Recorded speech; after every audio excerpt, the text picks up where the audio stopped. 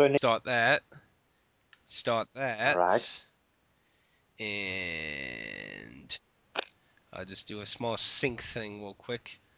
3, 2, 1, go. Okay, there. And that's why I do the sync up videos. Hello, AtticusMJ. Hello. Yeah, greetings from the sunny shores of the Western Pale region. And yeah, it's a good idea to make another video together, or at least a conversation. Yeah.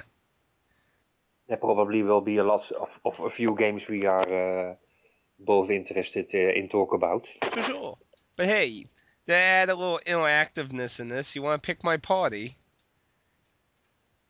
Depends. What for party are you having? No, I mean, basically, I'm assuming you don't know anything about the answer, so basically everyone except for the main character is available for the answer. So, figured, maybe just throw a challenge at me. It's like, instead of me choosing what I know would be good in the area I'm gonna go in, it's like you could choose the characters and then totally screw me, and I'd be like, this is all your fault. Why'd you give me kin? I didn't need spears. Oh, but oh, my memory is so bad in games that I have been playing before. Oh, really? That Well, we could go yeah, by stereotype names. Overpowered muscle weight guy carrying huge sword, cute doggy, boxer, kid with oversized spear, archer healer, and high school president hottie. I guess. Would that be proper stereotypes of all of them? I think we cover a lot of RPG games in that stereotype. I apologize for anyone offended by the following comments. Okay, well, let's see.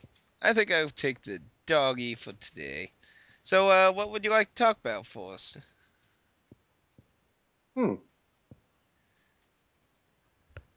I think Shin Megami Tensei is a good. Well, that's a whole bunch of things. I Yeah, mean, but that's that's a good the part. So two original that's easy. NES games, then the main series Atlas started after they purchased the rights from Namco, and then 5 million spin offs that turned into everything. They're big, big subject, though. It's big, but it's at the moment one of my favorite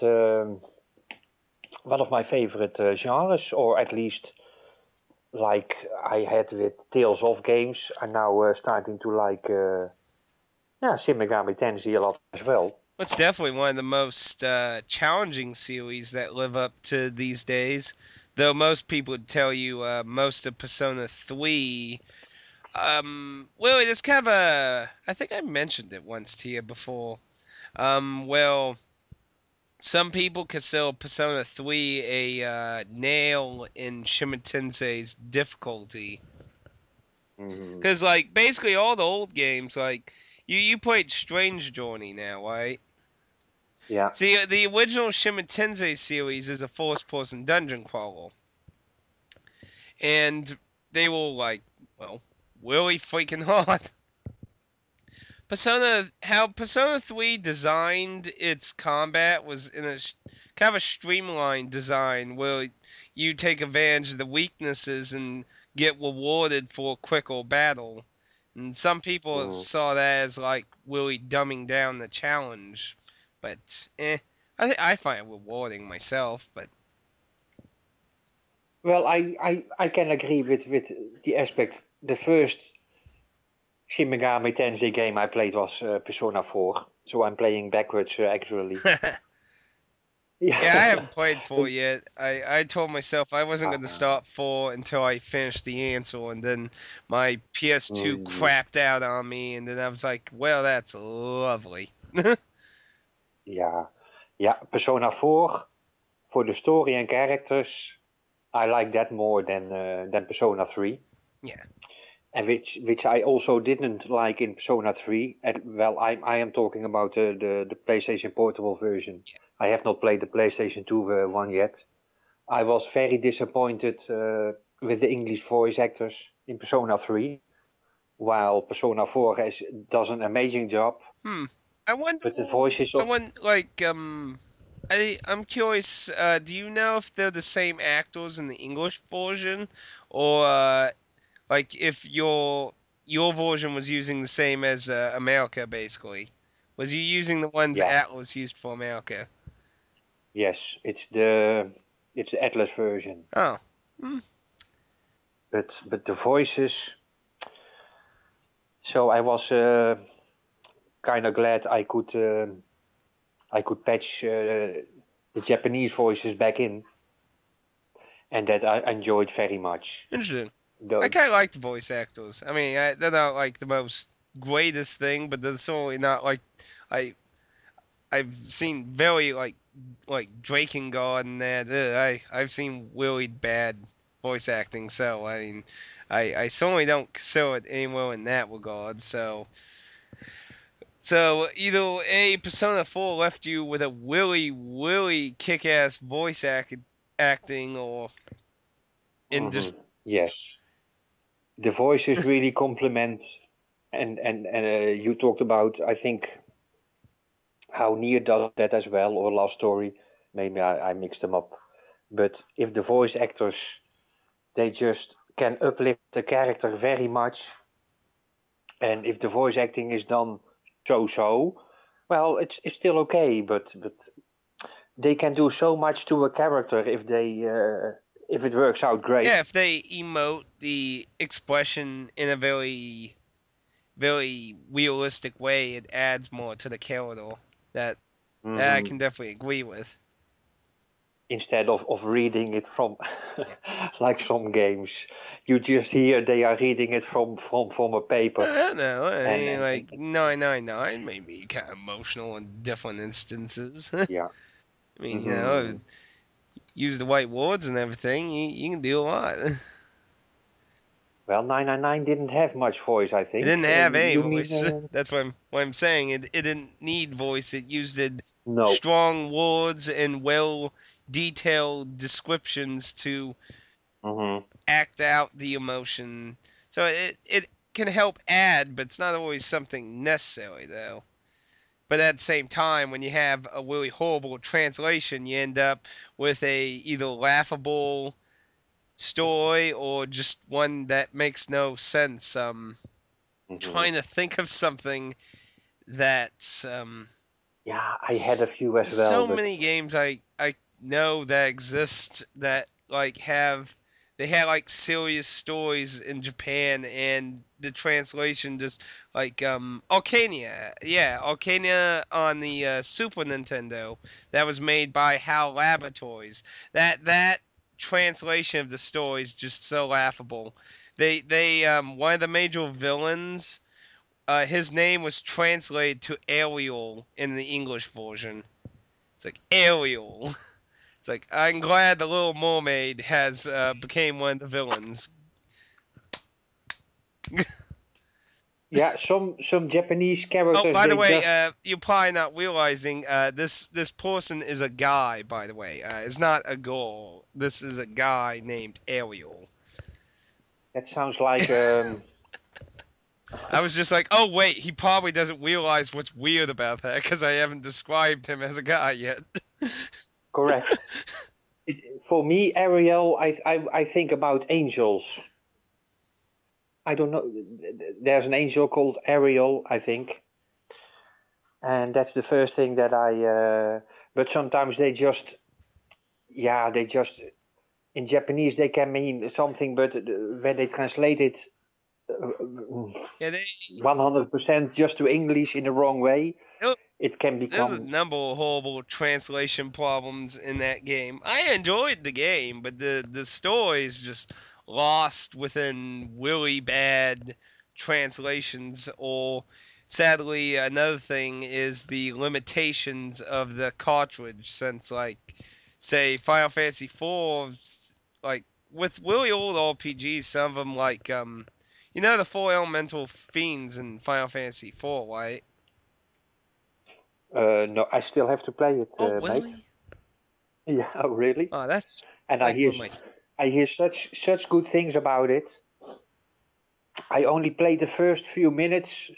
It starts on an airship, and you work for some guy, but he's kind of evil, and then you get sent to a village, and then you have to go in a cave, and that's actually how far I still played it. So there's so much to play in that game still. Well, So I'm four of the villains are based off characters from Dante's Inferno, the four elemental fiends, and I can't pronounce the elemental fiend of Earth. His name I can never pronounce. It was so long they couldn't even fit in the character limits of the character names on the Super Nintendo version. So they just took a small portion of his name that was just Milo and just went with that in the Super Nintendo version because his name is huge. I can't even pronounce it properly. They all have a weird way of being said, like Wubakate, Kazukate, and Betashida. But I can't say the elemental lord of Earth's name because it's just so freaking weird. But with newer technology, it's became easier for that, and I'm sure that probably had to do with Arcane's sloppy translation too. Because then it's like, well, this word's too freaking huge. We need to shorten it.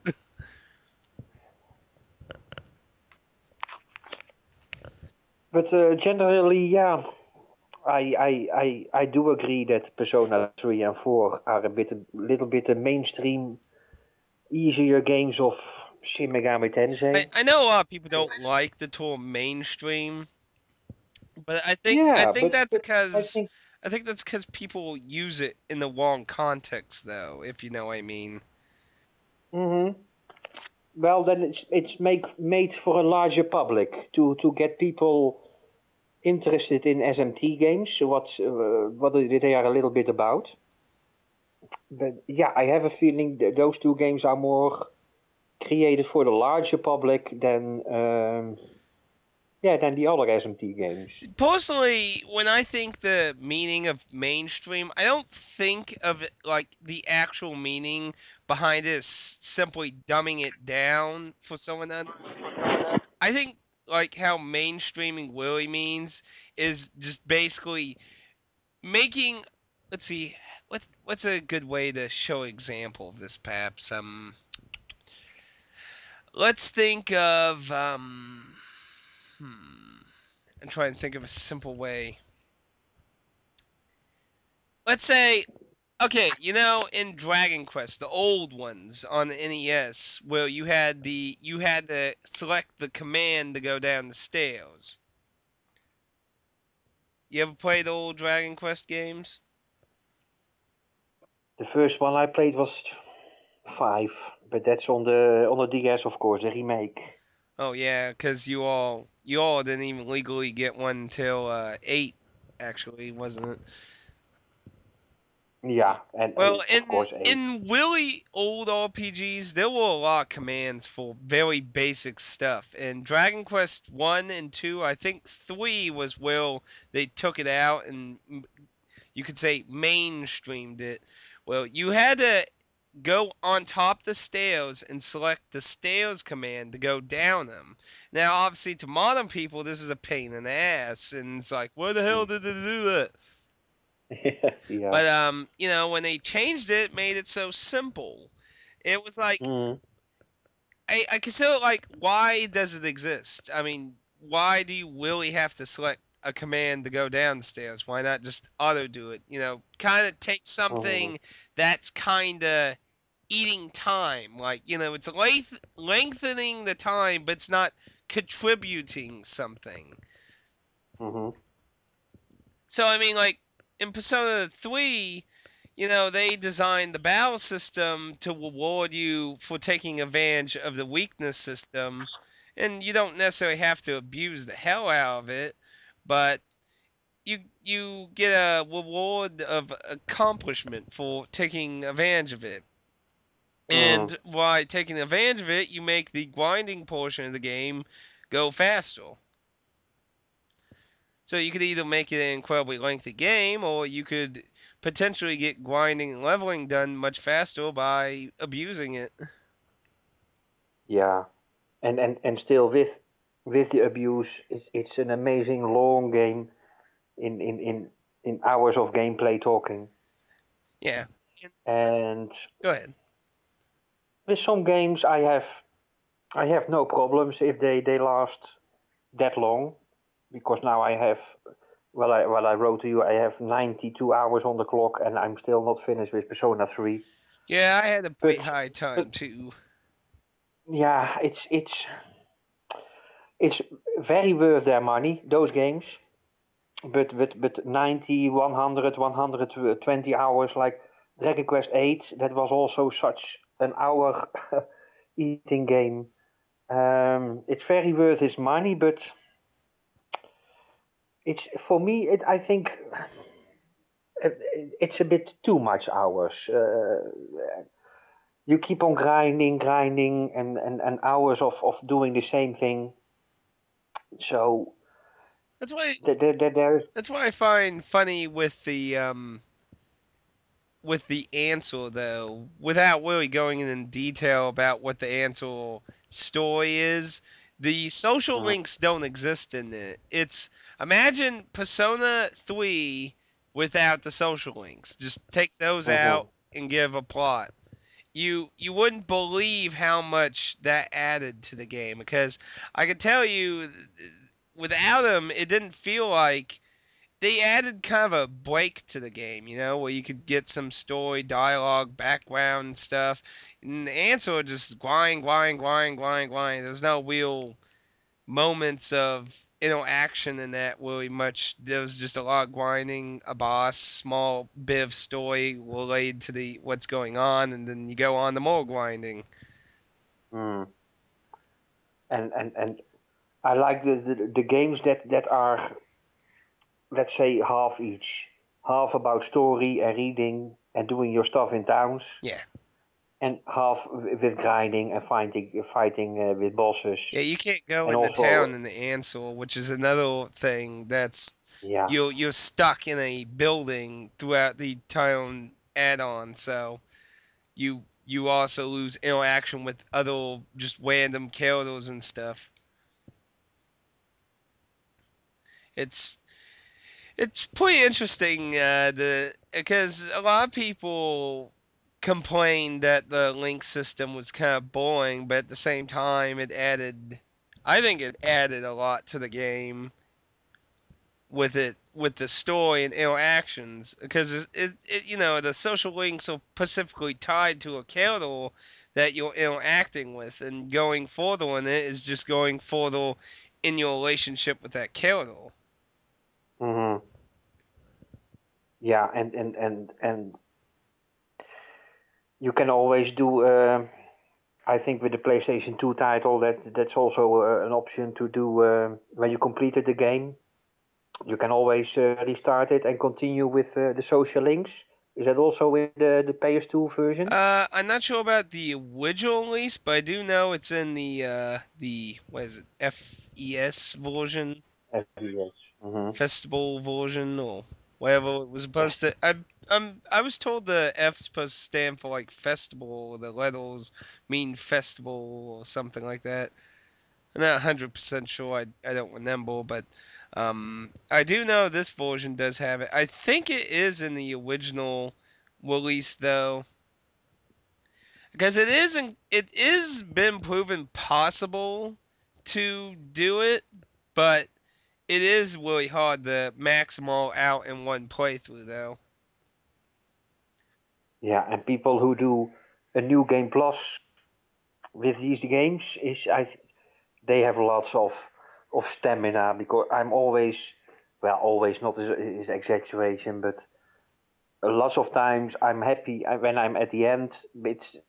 It's over and I can play another game. Yeah, I'm not usually too into doing a lot of post game stuff unless it's really tied into the plot itself. Like Dragon Quest Nine, in my opinion, has some of the worst post game story I ever heard of.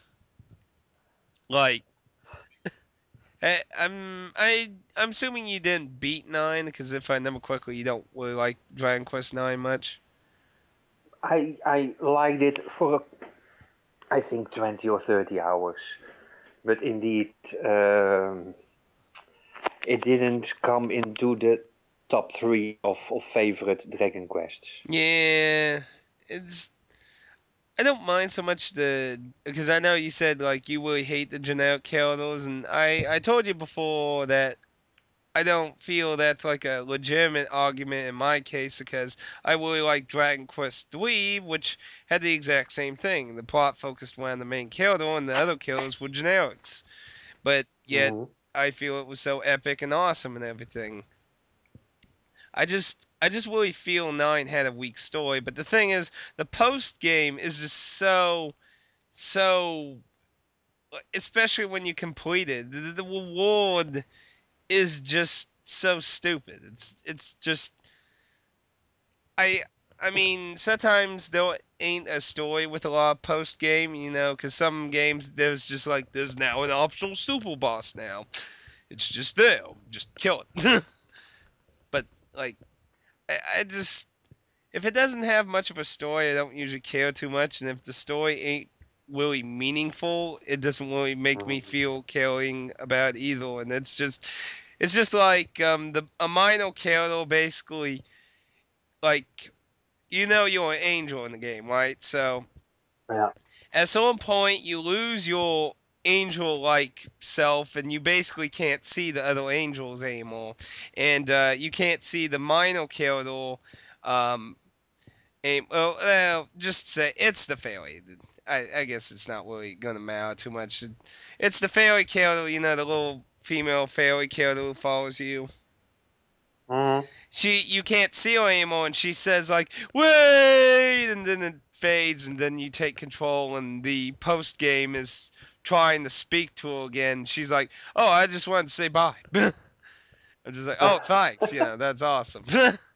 Well, that ain't it exactly, but it's just not, you know it's just not really like the dial. It's just a little dialogue that's just course, that probably doesn't help. I didn't really care for Kyoto anyway, so I guess maybe if I Hmm. really liked the Kyoto, maybe I would have. But I don't know. I'm trying to not really spoil it, though I don't know if you would ever get that far anyway, though. Maybe. there's there's so many games we still have to play, and Dragon Quest IX is very low on the list of games that I'm gonna play And I soon. have to say, I didn't What like the plot twist at 9 either. I did like the way Dragon Quest IX evolved the game itself. Yeah, it did a good job with the mechanics. It's just Yeah, the yeah. story, like the story just does not do it for me. Like I'm Hmm. sure there's people. It's not the most awful story in the world. I don't really want to feel like I'm like treating it like the bubonic plague or something. But it's just I've played so many RPGs, and you gotta.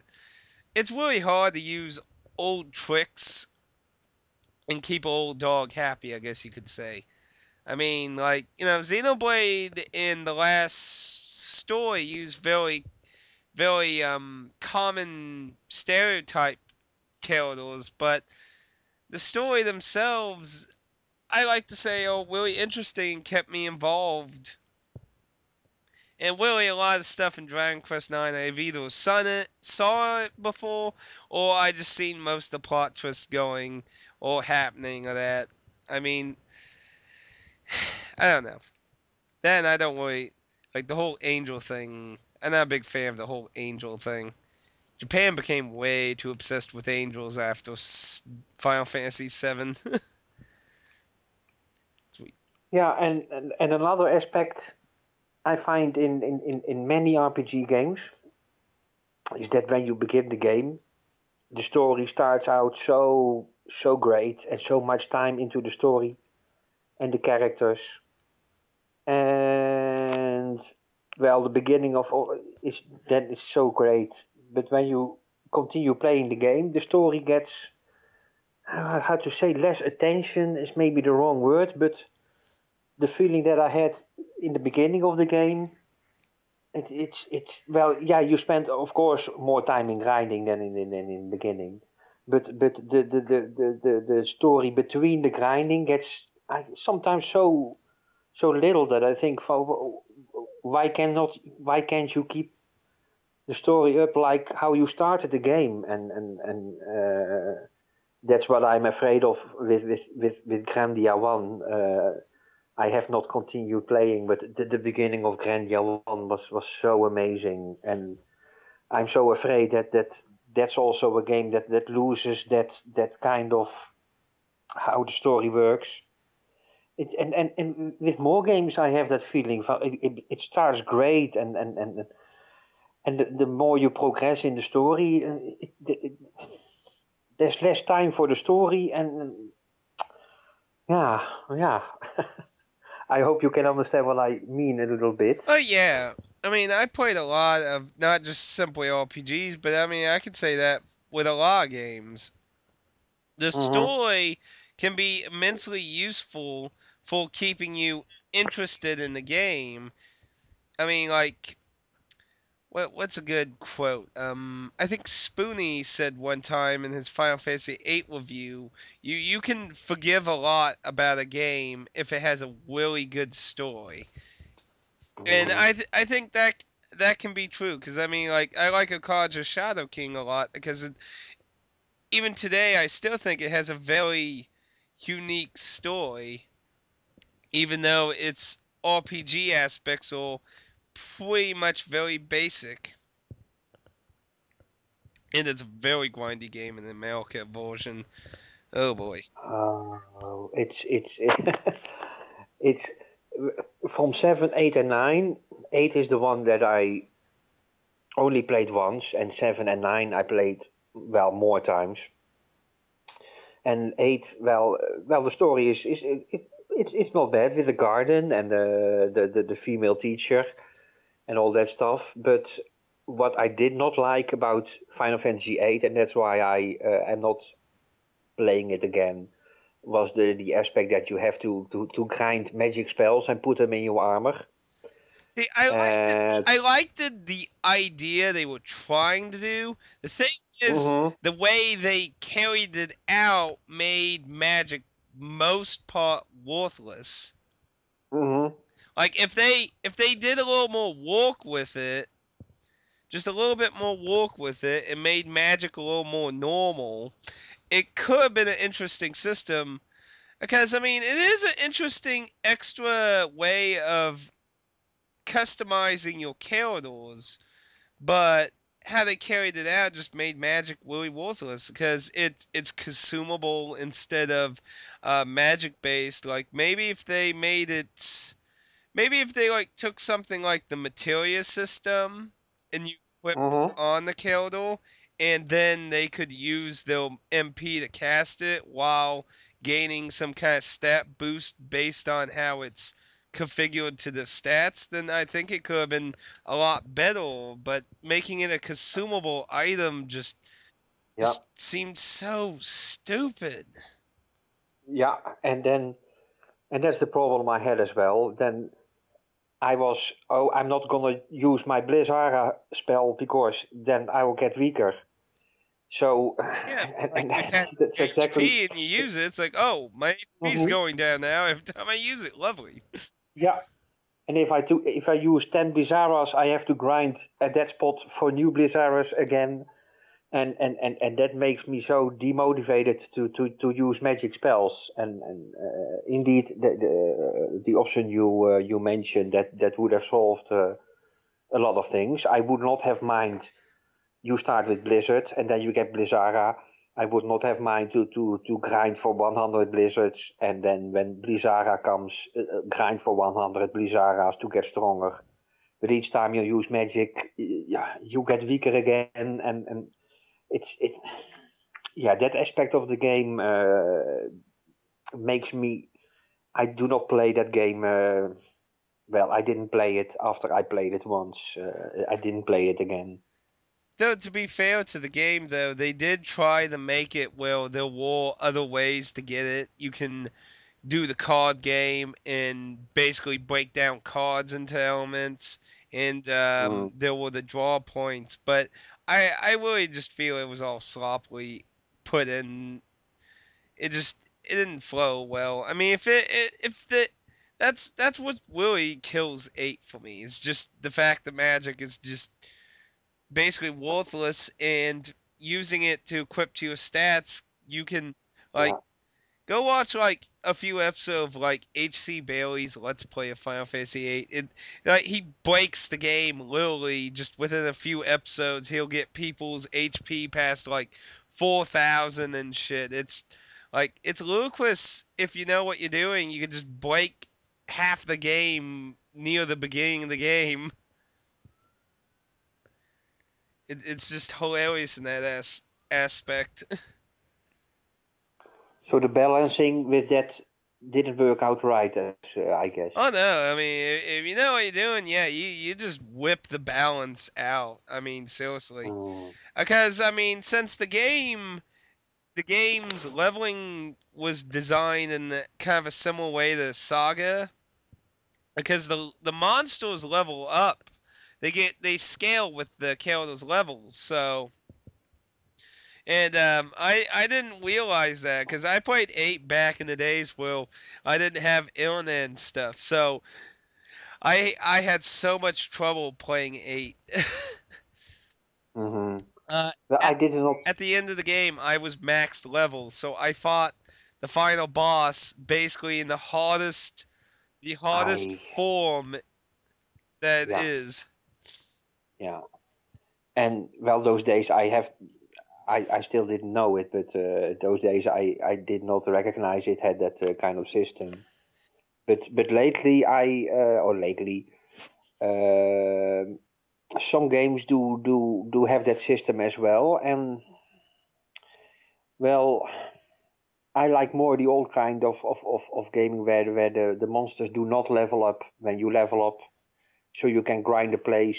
I think it Uh, works with its balance, but you see, it's the magic how they did the magic system that ruins it, because you see, if you can make your Kildo stronger than the initial monsters and then abuse the skill that lets you turn monsters into cards so you don't uh, level up, you can yeah, keep your Kildo's levels immensely low. That way you fight many of the weaker versions of tons of the bosses and such. yeah, yeah, and that's a fault that Oblivion. That's the Elder Scrolls Yeah, from four, I Bethesda. believe. Oblivion did the same thing. You walk around in the world, and when you level one, you meet little bears and wolves. And the higher level you get, the stronger the monsters became. So the trick in Oblivion is you get your major skills, you put in skills that you never use, and that's so wrong, but it works best for that game. You put athletics as main skill instead of a sword, because when you use your sword and you Yeah, have sword as your main skill, you level up. So does the monster. So you put all kinds of rubbish skills as your main and secondary skills, and try to level up your magic skills or your sword skills, depends on the class that you choose. And that's how you basically play the game, and that, of course, that's not supposed how the game yeah. should work, but they made it in that way that Yeah, and see, that's something uh, developers have to be very careful for. And that's why I always think like Persona 3 was nicely done in that kind of aspect, because it offered a really nice balance and risk and reward system with the weaknesses of your characters and the enemies and everything, as opposed like in the aspect of like the monsters leveling up with you. I think Saga Frontier was really good in that kind of department, because in Saga Frontier 1, it had a threshold. Well, not by level, but like basically imagine an invisible experience in counter. And once it reaches like say 100, all the enemies and everything scale a little now. And then the next mhm, threshold, they scale again. So it's not based on your characters, it's based off the amount of combat. So basically, grinding isn't a good idea. yeah, Mass yeah, grinding, at least. Because, I mean, you have to grind a little because you need the characters to learn their skills. But if you mass grind so much, you're making everything incredibly harder. So it Yeah, disencourages mindless grinding. Because you yeah, and I'm more for fan of I'll grind until until I'm really strong, and then I'll continue, and then I'll like grinding again to get much stronger. And of course, the first grind, you have problems, but the more you grind in the same cave, well, at some point you think, okay, this is how I want to be with my characters. And I have here another good example of which abuses the monsters leveling up with you. That was one of the first games I bought for the Vita. That is Dungeon Hunter, and that's also it's kind of a Diablo game. yeah, But the good thing about Diablo is as well, you can play an area and then go back to the first town, play the area over, go back to the first town, play the area once again, and the monsters everywhere they stay the same level. But this game also, when you're grinding, each time you enter the same area, you encounter the same monsters, but their level is always the same as your main character. So why should I grind in that cave? I, I'm not feeling I'm getting stronger by doing it yeah. because all the monsters I meet everywhere, they're gonna be the same level as me. So that And usually when the developers are trying that, they're usually trying to, because you see, like obviously RPGs are strategic. So I mean, grinding's a way to get around things at times, but necessarily you're not taking advantage of being strategic. mm-hmm. You're just trying to overpower it with Blonde. So I mean, I feel when developers add that kind of system, they're trying to discourage it, but and it depends on how well it's implemented. I think Saga Frontier is implemented nicely because it leaves a little room so you can develop the kill those combo skills in that, and they can Mm-hmm. evolve a little. Why not making it feel like that every step you're taking, everything's scaling with you? Yeah, There's a little yeah, space in between each scaling. yeah. Well, I had um, this Gaia is a good example of a game where indeed you can grind as much that you get so overpowered that the monsters in the story they Oh don't yeah, I mean mean, Disgaea was a game that was really designed for the type of people that like fighting super bosses a lot. Like, I mean, you don't hmm have to, but yeah. its entire design is really complimenting of the type of player. Like, I know when I played Final Fantasy 11, I knew a lot of people in my Sky Link shell they consider the whole point of playing like singular RPGs, basically to beat the story in that and prepare for the super boss. It was like the super boss was the goal. That was the achievement. That was the point. They're like, you never fought the Emerald Weapon in Final Fantasy VII? Like, really? Like, so, Probably not. I never completed 7, and to be honest, I never completed 9 as well. oh, that's really a shame. No, I recommend nine. Yeah, Don't listen to them, folks. Nine's great.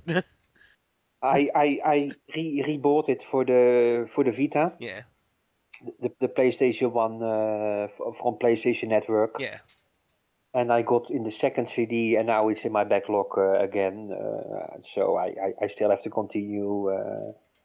It's definitely my favorite Final Fantasy. Well, I have not played many of them. Well, no, 10 was my favorite. For me, 10 is my all-time favorite I because think I would have liked Ted more if the actors got with me, Bill. I think Kamari was like the only voice actor I really liked, and he was a who? purposely Kamari. He was the tiger panther creature that guarded you Ah, know. yes, yes, yeah, with broken horn. Yeah, yeah. I did not like what, but I told that more times. I did not like Weka. I do not know why, but he was for me the least interesting character of the set. Maybe if Titus had a better voice actor, in my opinion, just my opinion, Oh, not nothing against people who like the voice actor. It's the laughing scene with Juna on. Exactly. It's like you talk about the voice acting about 10, and everyone always thinks about the awkward laughing thing. Ha ha ha ha ha! I will never forget that moment. Oh, I exactly. swear. Anytime I ever talk about voice acting, I'd be like, oh, you mean like the scene with Titus? But the rest is very okay. Juna and what's the name of the black female mage? Lulu. Lulu. Yeah, it was Lulu. Yeah, yeah. I didn't Those are. mind the story. Like a lot of people hate the story in 10, and I always hear lots of people hate the story. I don't really mind story much. I just, I guess I couldn't just really get into it as well because the voice actors kind of didn't really make me feel into it in a way. I guess, especially Titus. I mean, everyone else I could have forgiven much more, but maybe if Titus was just a lot more, I don't know, just just how I think Titus also started a horrible trend, Willie, with Final Fantasy games too. Like, well, like when you think about Yuna is like the main focus of the story, Willie. I mean, she revolves around the story, and yet she's a secondary character and not the main character. Hmm. And I mean, don't that seem weird? And then 12 did the exact same thing. And actually, 12's even weirder because they were actually developing one of the minor characters to be the main character. What was his name? Oh, uh, it's something with a B. Bash, it's dang it, it's something with a B. I'm trying to remember how to say it. He was a mature character, had a scar on his face, and that he's very not young Japanese anime. Like he's very not stereotype in the main character role of a Japanese RPG. And the developers were like, we don't think he's going to be so good with the audience. So Van was completely made as a young, squeaky voice, feminine looking character solely for the purpose that they felt that their audience would like him better. Yeah. And it's like, and that's the sole purpose he exists. And in a similar role to Titus, he's not. He's even less involved with the storyline. I mean, at least Titus actually has connections to it. But I mean, I don't know. I don't really hate 10 as much as some people, though. I mean, its battle system's definitely probably the thing most people like the most about it. Not maybe so I much like for the this battle feel system. good, though. Well, for me, it's a feel-good storyline, and I definitely, for me, that I like that storyline very Yeah. much. But talking about voice acting, yeah, Juna, I looked on Google a few months ago who is doing the Juna voice, and I read a biography on the internet. Yeah. And for one girl, I did the same, and that was in. Did you play Virtue's Last Reward with the Japanese or with the English? Because you have both, eh? Yeah, English and Vulture's Japanese. Last Reward in America did come with both. Both. They did a dub, Uh, if I remember correctly. Your version just had the Japanese version. Yeah. mm-hmm. And you played it with the. I played it with English. The English voice acting, in my opinion, was very awesome. I loved all the voice actors. I really think they did a very good job, especially the voice actor for Zero Jr., who has a very interesting line of back history with titles I always have beaten that I wasn't even aware of that she even was involved with. Like, you ever heard of Earth Defense Force? I just gotta mention it because it's so obscure. No, but continue. She was the news reporter in the English version of Earth Defense Force 2017 on the 360.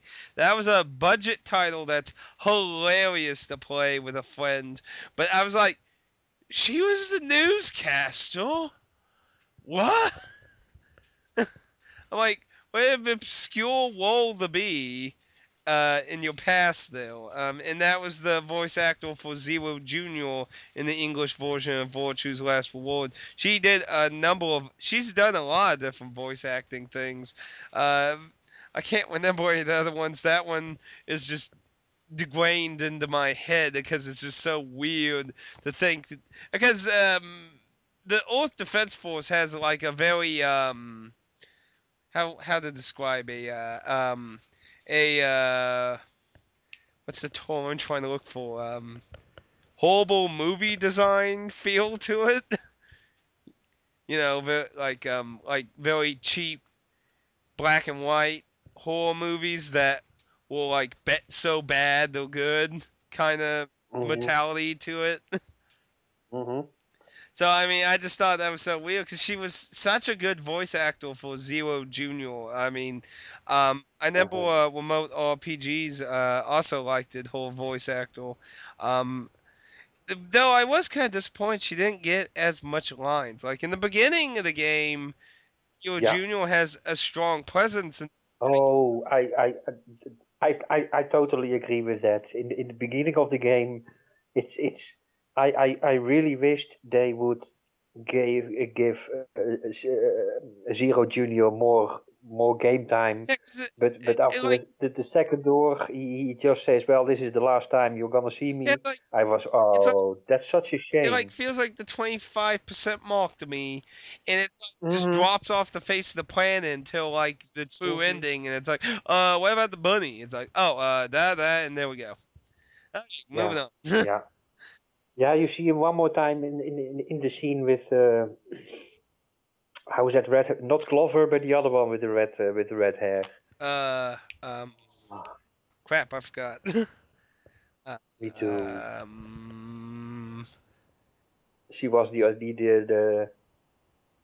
well, she was the golem, of course. What was she called? no, But in the Japanese game voice, she had, for me, Zero Junior had in Japanese as well one of the best voices, and the girl with the red hair, I haven't not the listened to Glover. the Japanese voiceovers. Thinking about Oh, considering the character's design, I would imagine a very squeaky and high-pitched voice for Zero Junior when it comes to the Japanese version. That's oh, what I would think. if you ever gonna replay Virtue's Last Reward, I definitely recommend the Japanese voices. Uh, but like you said with the English voices, they are all very well done, very suitable for the character, and yeah, since I played that game in Japanese, and after that I started playing Persona 3, and so I was glad I could find a patch to give them the Japanese voices as well. So lately I do not mind hearing Japanese voices if I just can read the English lines most of the time, of course. But how was she called? Luna? Luna? Yeah, Uno. Was that Luna in the Virtuous Last Reward with the red hair? Yeah, yeah, Una. That's what it was. Yeah, yeah, Luna. Yeah, she was so sweet. Yeah, whole ending And was sad. I always expected um, Sigma and was a girl Sigma or was you Sigma? Sigma Pi. Pi was a girl, right? Yeah, Fi was the I male main heroine.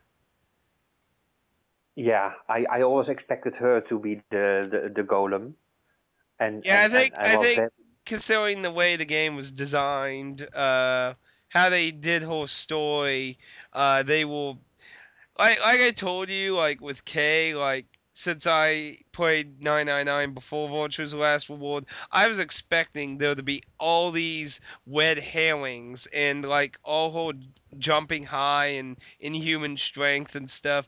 Just I like red herrings. Just ignore red herrings. K's a red herring. You're a red herring. That's a red herring. The least expected thing will be the non-red herring. yeah. It's like I, I had my moments that I thought, of course, that it was K. Actually, I, uh, go ahead, finish. I well, they twisted it so much. I did not see the. I didn't expect the person who was it, because we will not spoil too much of the Yeah, game, because it's a two great yeah, game. I would. But the person who was it, I really I expected that person to be to be the least one who would be the zero in this game. Yeah, But I had my moments with Kay, and of course in the beginning with the circus artist. duo, Uh, what was his name? duo. I believe it Yeah, was yeah. Yeah, Dio. Dio. Yeah. Okay, I was Yes, close. yes, yeah. And I expected him as well, but the first. Oh, now we spoiled already one. Let's not. But I expected him as well, but well, the rest not so. The rest I thought, well, okay. So, Yeah. oh, it's so hard not to spoil. Yeah. So let's keep. When you talk Mm, about that, like, see, like, I always tell my like when I was playing 999, I was like, Aaron, you need to get this damn game so I can talk to someone about this shit. yeah, yeah. I I got Mr. is a Swedish guy, something also with RPG. I cannot remember his name. He was showing his favorite game for 2012, Yeah. and he was showing Virtue's Last Reward with it, and I never heard of it. So I mailed him, or at least I put a comment, Virtue's Last Reward. What kind of game is it? Yeah. And well, he replied, "It's you have to play if it's possible, play 999 before you play Virtue's Last Reward." Yeah. So I was so glad that he mentioned Virtue's Last Reward. Otherwise, I would have missed 999 and this great game. And they both were so great. And I'm not I do not like reading books. Yeah. That's That's what I something think's really good about visual novels. I'm not a big booky person either. It's like Mhm, the combination of the story and the kind of interface of a video game kind of make its yeah. own audience, a unique audience that can bring in people who aren't big book nerds or people who ain't big game nerds into an interesting environment. Mhm. And well, basically that's what we get with good role-playing games as well, of course. That I thought of as well. A good RPG has to have a good story. Yeah, So basically, we are reading a story, and of course, we have to grind to get through the story and defeat some bosses. But basically, it's a little bit comparable to reading books as well. A good RPG, I would a say good a lot of old story. ones. The weeding aspect, unless you can't heal, has kind of died a lot Hmm. these days. Actually, I was Yeah. at first when Virtue's Last Reward was announced that it was going to have voice acting. I was actually kind of disappointed because I was like, "Oh," I was kind of like, Well, a lot of people were disappointed when it was not released that it would be a 3D game because they liked the 2D in 999 so much. they didn't want to buy a 3DS, is what I think. Which I know it's always hard to buy a new system, especially when there ain't a lot of stuff on it. So I mean, Hmm. I can relate in a similar way too. I mean, that's why I got a 3DS for. That was the game that got me to throw down. But Yeah, basically, the 3DS does a lots better when it comes to games that are enjoyable for us at least than the Vita does. Yeah, I played Virtuous Last Reward on both, and personally, I love the Vita version. But yeah, I mentioned it much more times. The only thing I use the Vita for now is Skype to Skype with you and some other people. yeah, But it's such a shame because it's a great handheld, but if it lacks good games. See, the only things I'm really interested on the Vita so far are the Silent Hill Book of Memories, the what is that RPG Xseed released on there just recently? The Monster Hunter clone. You mean that one? I can't remember. I know Xseed published it in America at least. I'm not sure about there. Now I think about it, it's like now I think about it, maybe not It's the right person to be asking. You do not mean the one that they based on Monster Hunter, that I game. don't remember. I know it was an RPG. It was Mm. like the first box set I've seen for the Vita, for a Vita game, so far. So I remember I saw it when I was last at GameStop. I'm like, oh, look, it's by Xseed, not a Spies. It's a box set. Which actually, I was actually speaking of, did Virtue's Last Reward on the Vita have a booklet? Nope. Yeah, because I It looked didn't. in some of the cases. And I'm like, there's no books. Is it? It's Did they just keep them behind the? completely empty. I'm like, there's a It's tab thing for holding a book, but there's no book in any of these. It's like maybe it's just the EA games. Maybe no, what none of these have books. it's 99% air and just the game cartridge. And that was the shame of the of the box of Virtue's Last Reward on the Vita, because the 3DS version, yeah, that box looks 100 times better than. It didn't offer much as well. It's just a piece of paper, but well, the inside, you did have the faces in the inside, right? Yeah, we Of the don't 3DS. have faces in the inside of the 3DS Hmm. version. I remember seeing that in the version that that who published it there? Rising Star. Yeah, Yeah, Rising yeah, Star put faces in the inside, which reminds yeah, me of what Square Enix did with the music Final Fantasy game. They did a similar thing with the English version of that game, and I was like, oh, why didn't Axis do that? That would have been awesome. I would yeah. have loved that. I could have totally Hmm. forgiven everything in the world for that. Okay, maybe not everything in the world. I can't No, forgive so many. but when you open a game and you see stuff Yeah, like that, that's so much put attention to it, yeah. and yeah, I just can appreciate that very I much. think Japan's like the only country that gets nice booklets with the games anymore. I mean, I'm not like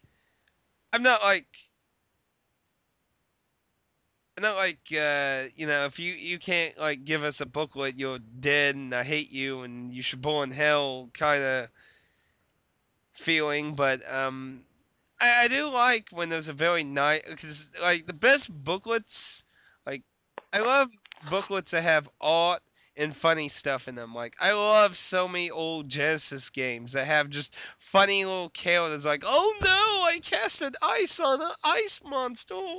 What choice? It's like I like when there's goofy, silly art or stuff like that in the booklets and that.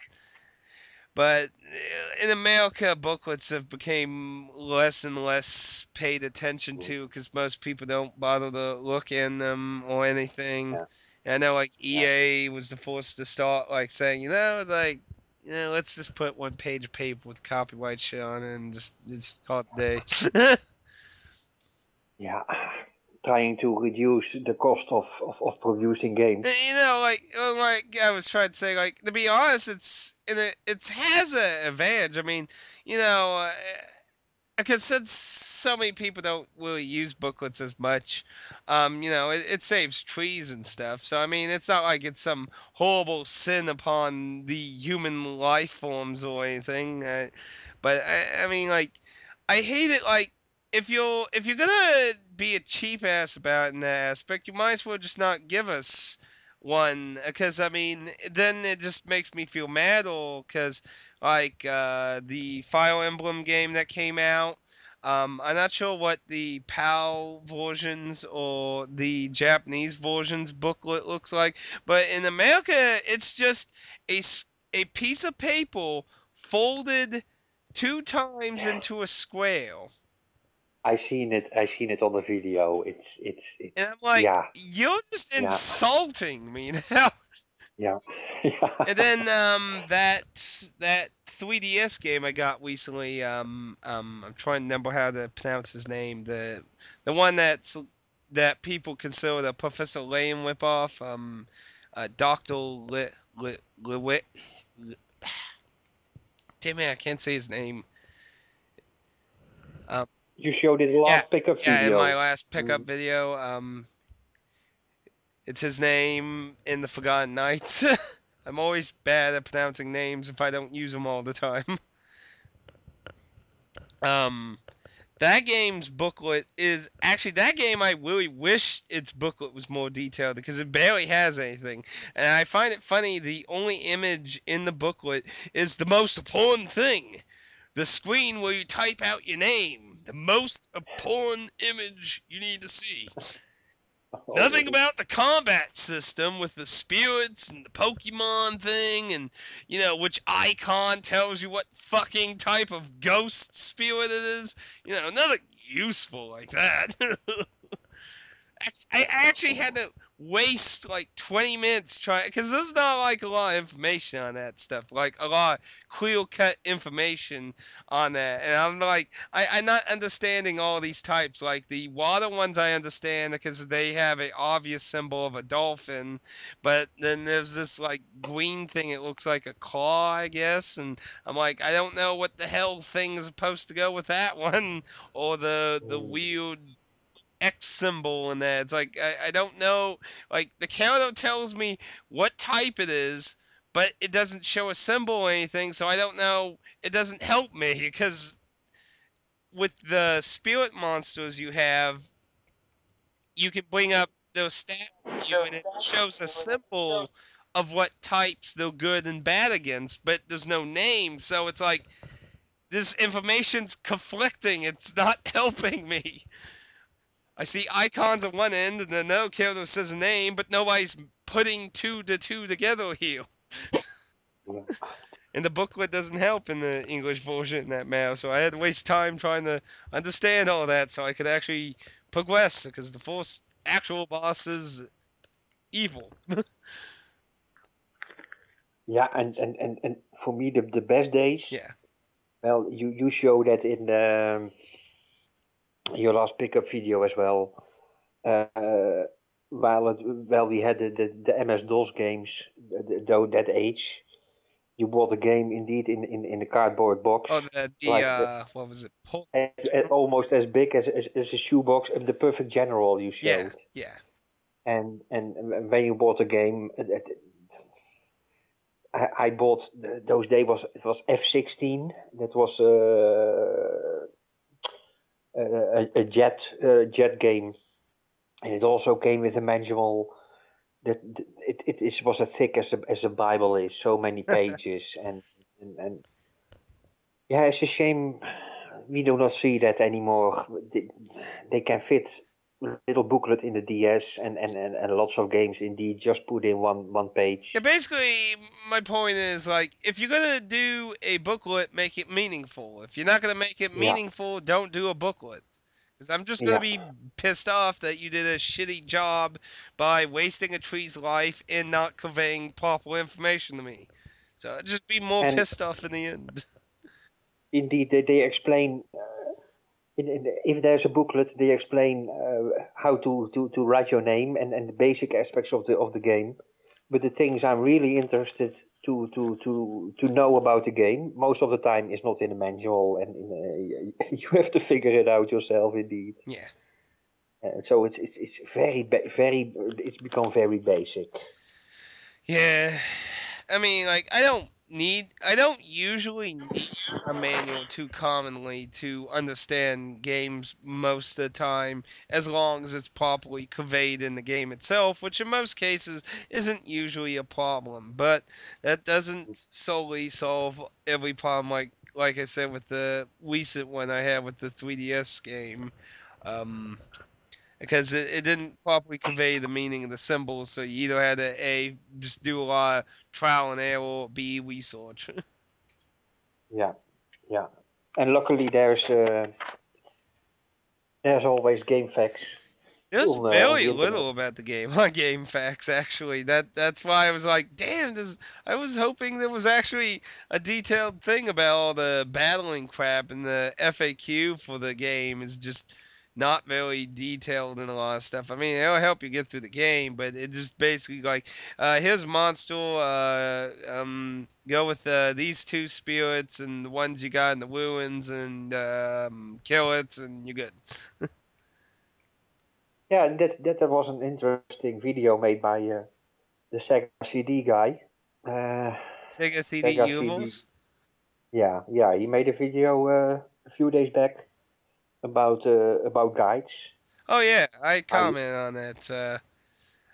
I still have to view the new comments. I was one of the first to comment, so there wasn't many comments below it. Oh, But I definitely liked the topic he was talking about. Well, I can understand some people say I absolutely do not want to use a guide. Or, well, I used to know somebody, well, he plays the games, he reads the guide and then plays a part, and yeah, then he reads the guide. But that is not, that's too much for me. I mean, I want to experience the new gameplay myself. yeah, When I get stuck, I'm gonna read the guide. But especially when he was that was the police quest and what was police quest, those Sierra games. yeah, Oh, that's wow, a long time ago. He loved the Space Quest, Police Quest, yeah. and all those Sierra games, and he just read and then he played and then he read and then he played. But yeah, I mean, then you know what's gonna happen in the game, and I want Yeah. to be surprised by the game itself. Hey, I need to check on something real quick. So I think, considering how long the this recording's been for, an hour, I think it might be a good time to refresh. If you want to continue talking more, while I go check on some real quick, and if you want to talk some more, we can talk some more. That sound good? Oh, maybe we do more talk next week. Or that. I'm just saying. I had something in the oven cooking. So I'm like, Not too. yeah, it's probably getting around time for it to get out. It's supposed to be in there for a little over an hour, and it's like, well, now it's an hour, Yeah, and I put it in about 20 minutes ago. So I think I think an hour is very nice for a recording, yeah, and I'll just yeah, you're gonna split it. Well, we can talk further on the chat later, of course, today. yeah, yeah, I think we did a lovely recording this time. I think we improved on the last time. yeah. I think so. Last time we did very long, but I think we touched more interesting topics today. Yeah. Yeah. All right. Thank you for the good conversation, Yep. and we'll surely talk further on the chat later. Yep. Yep. All right.